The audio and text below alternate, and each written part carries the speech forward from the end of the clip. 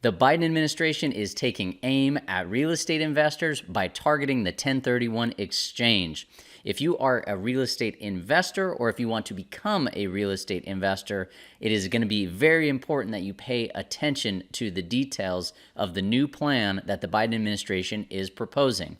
So we're going to review what a 1031 exchange is, how it works, and what they're looking to change. Welcome to Macro Thinker. If you are new to the channel, please smash that like button. When you smash the like button, it tells YouTube to share this content with more like-minded people. And please consider tapping that subscribe button to see more weekly videos on finance, real estate, and investing. My name is Lewis. Let's get it.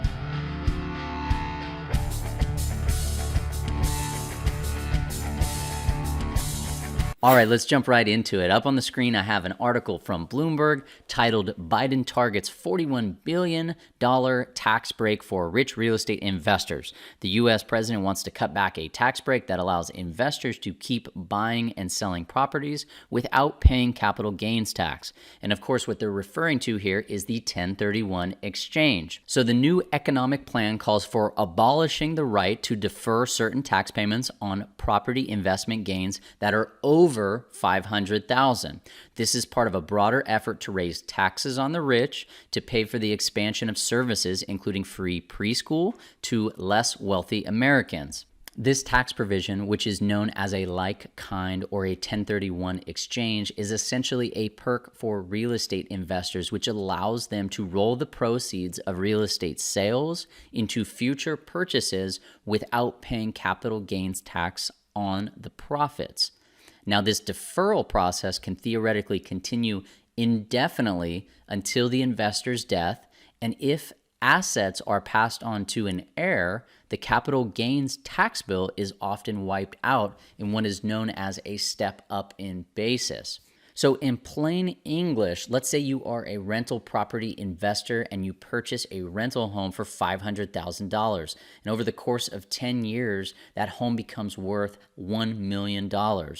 Well, when you go to sell that property, if you take advantage of the 1031 exchange by working with an exchange company, for easy math, let's say you have $500,000 in proceeds. You would work with that exchange company. You cannot touch any of the proceeds, zero.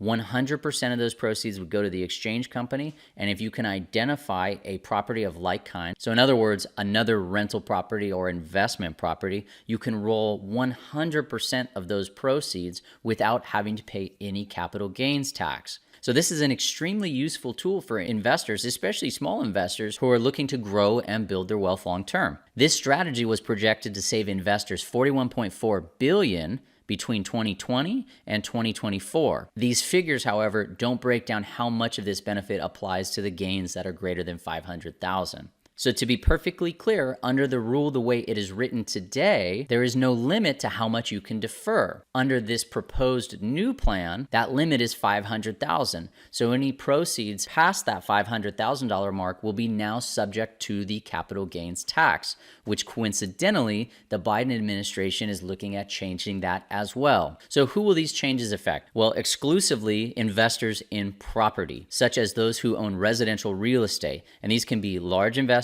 or small landlords. But by far, the biggest beneficiaries of the current rules are actually individuals, which is really interesting.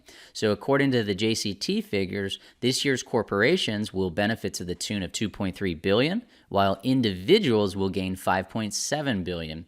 The article goes on to say that smaller scale investors won't be hit by the changes since the provision would continue to be allowed for proceeds below $500,000. And as an example, Mike Burney, the 57-year-old from Hudson County, New Jersey, is the regional director of Liberty Realty. He bought 2 studio condos in Jersey City for $72,000 in 2004. In 2019, he sold one of them for $250,000, and in 2020, the other for $255,000. After taking into account some refinancing, he netted roughly $140,000 in equity on each. So in other words, $280,000.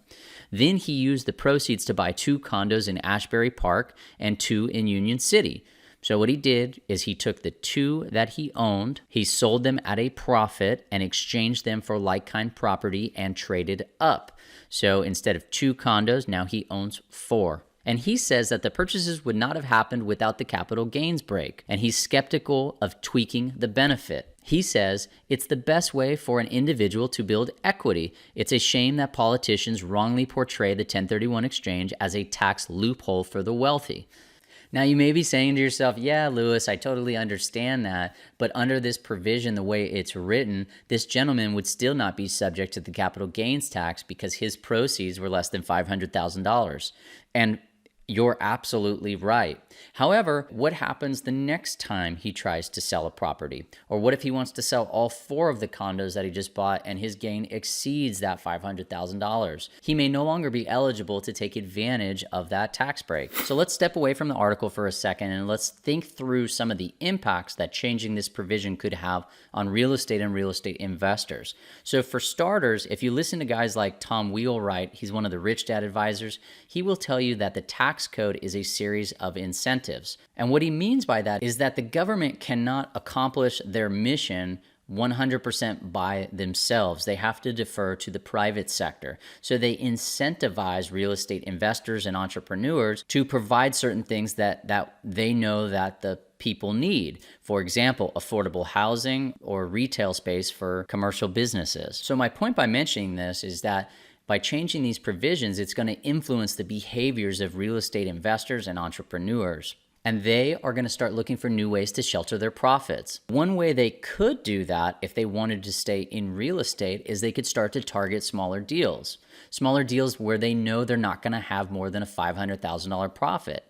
And if investors and let's say large corporations that have massive balance sheets, millions or billions of dollars, start targeting single family homes, or let's just say residential real estate, 1 to 4 units, it could really increase the competition for those out there that are just trying to purchase their first home. And if we are looking at the market as a whole, we know a couple things is true right now. So number 1, we have record low inventory, and number 2, we have record high prices in most markets. Something else to consider is that an investor may be less likely to sell a property if they know they're going to have a really large gain. And if they choose not to sell a property, this might actually lead to less inventory and less opportunity for others.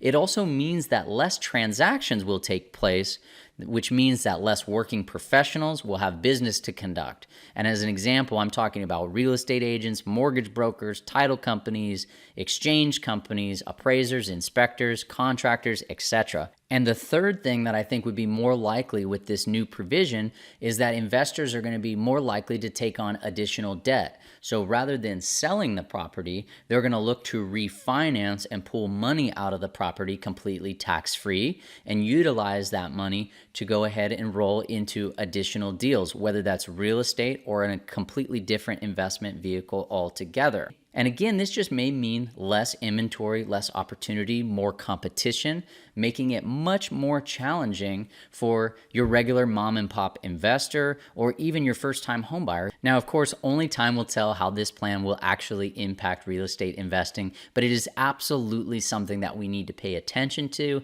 and be aware of, because if we are out there investing in real estate, the ultimate goal is to build and grow our wealth. All right, so that's going to do it for today's video. If you haven't done so already, please consider smashing that like button. When you smash the like button, it tells YouTube to share the content with more people, and tap that subscribe button to see more weekly videos on finance, real estate, and investing. Thank you again. Take care.